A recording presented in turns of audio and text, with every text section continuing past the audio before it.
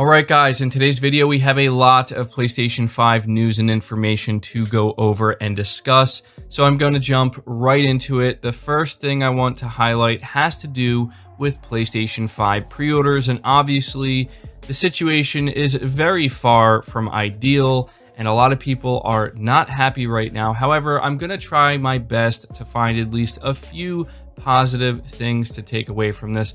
The first actually comes from Review Tech USA. I saw his most recent video talking about PlayStation 5 pre-orders, and he was saying that it's a possibility that Sony was actually doing it this way on purpose, not necessarily retailers jumping the gun, but only giving us 1 day's notice before they actually went live.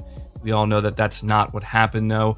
And he said they did this to stop scalpers, to stop bots from basically buying up all of the pre-orders at one time. And this actually allows more people to secure a pre-order. People who are actually planning to, play the console and use it the way it was intended and not resell it. So there is that, although still the situation is just not ideal, but there is that. And the other positive is that apparently the PlayStation 5 is breaking pre-order records. So as we all suspected, it's getting off to a really, really good start. This comes from Push Square. They said, you might have noticed already, but PlayStation 5 is proving to be extremely popular. PS5 pre-orders have been going up on a shop-by-shop basis, and everyone's been scrambling to try to secure their console. As we've seen several times over the last few days, however, stock allocations are vanishing within minutes of store pages going live for orders. So fast is the PS5 selling out, in fact, that it's breaking pre-order records at some retailers. Curry's PC World in the UK is one such example. According to a press release, the technology store ran dry of PS5 pre-orders in just 10 minutes online and 4 hours in physical shops, smashing previous records. The retailer is yet to confirm whether it'll be allocated more stock. So again, to me, this is a positive. It's a really good sign that the PS5 is off to an incredibly strong start. I don't think it's a surprise to anybody, but I know that most of us here are big fans of the console gaming experience, more along the lines of the traditional console gaming experience. And we've been hearing for years and years about how consoles are on their way out and they're not going to be a thing in the future. And to see that the demand for console gaming is still stronger than ever, and to see how many people are just so excited to get their hands on the PS5, I think that is certainly a positive we can derived from this. So moving along, we're talking about the PlayStation 5's UI. This is the big thing that Sony has yet to reveal, that surely they're going to have to reveal very soon, and Jim Ryan pretty much confirms that. He talks about the UI briefly and says that there is some really cool stuff to come on that. He was actually speaking to gamesindustry.biz, and Jim Ryan actually had a lot to say, and he did his kind of round of interviews, and so there's a lot more stuff we're going to have to talk about. A lot of it we'll probably cover in the upcoming podcast this Sunday, so be sure to tune into that if you're interested. But this is exactly what he had to say. We haven't shown yet any of the user experience on the PlayStation 5, and there's some really cool stuff to come on that. Now, obviously, that really isn't much to go off of, but he is letting us know that we will be seeing it soon, so we at least have confirmation of that. I mean, it only makes sense. There's only so much time left for them to show it off, but what's even more interesting than that is apparently a patent that was discovered that may give us the first look at the PS5's OS menu. It says here, filed in March 2020 and published on September 17th, the patent shows how selecting a software application from a device's home screen brings up a panel of content icons related to the game. The first panel has a menu enabling players to restart the game, create an event, and edit a party, as spotted by Reset Era user GoFreak. The other panels relate to in-game events, missions, hints, video content, and so on from the selected game.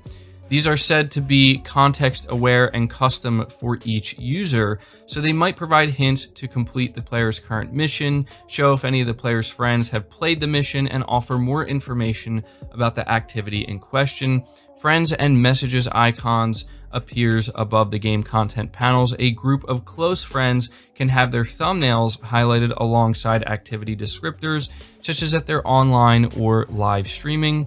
The patent also mentions a dynamic waves background with particle effects, which can highlight certain things and undulate high or low. Oddworld creator Lauren Lanning recently suggested the PS5 will incorporate more social elements traditionally confined to the internet.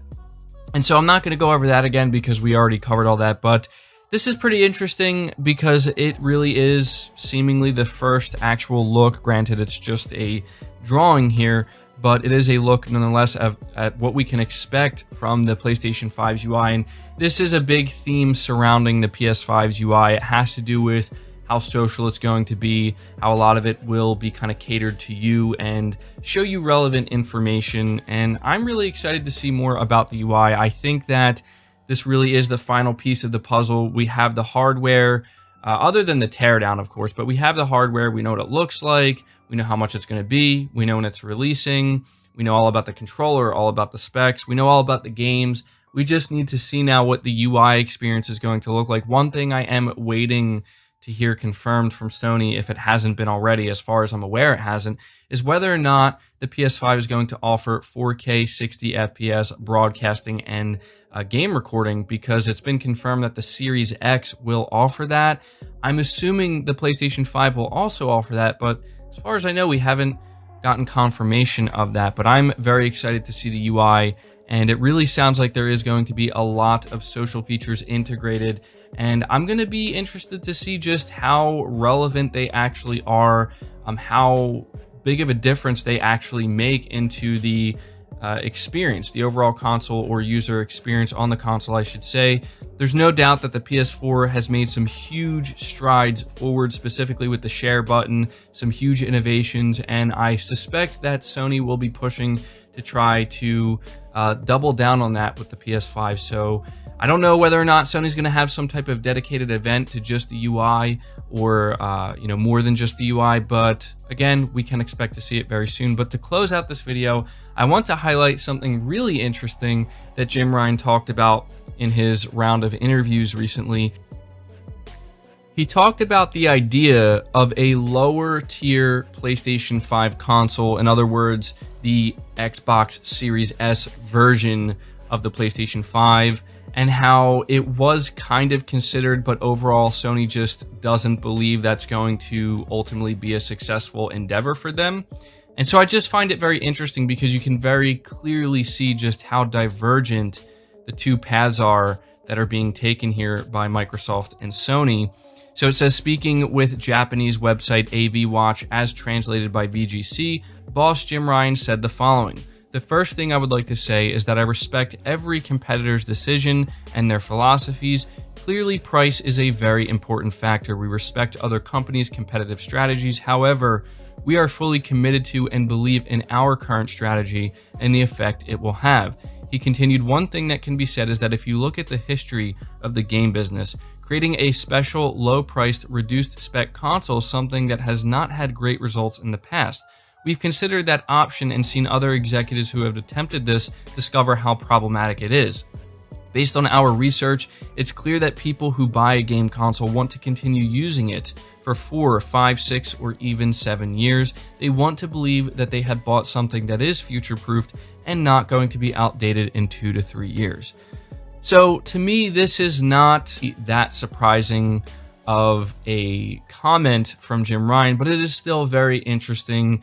He does say that it is something they have considered, but ultimately they decided against it. And I can't say that I see any problem with this. I think that one of the better moves that Sony has made with the PlayStation 5 is, even though they are offering two different models, two different options at two different price points, it is one single specification. And that's ultimately a good thing at the end of the day. There's nothing wrong, I would assume right now, with having two different versions of a console, one that's lower spec, one that's higher, as long as they overall have the same architecture and it's not a huge problem for developers.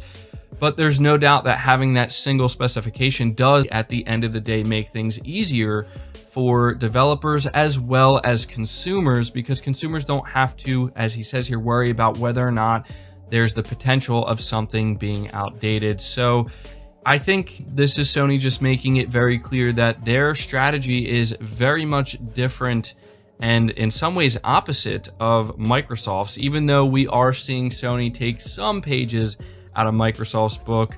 As I said in my previous video, their direction that they're choosing to go in, the paths that they're choosing to go down are very, very different, and this is just another example of that.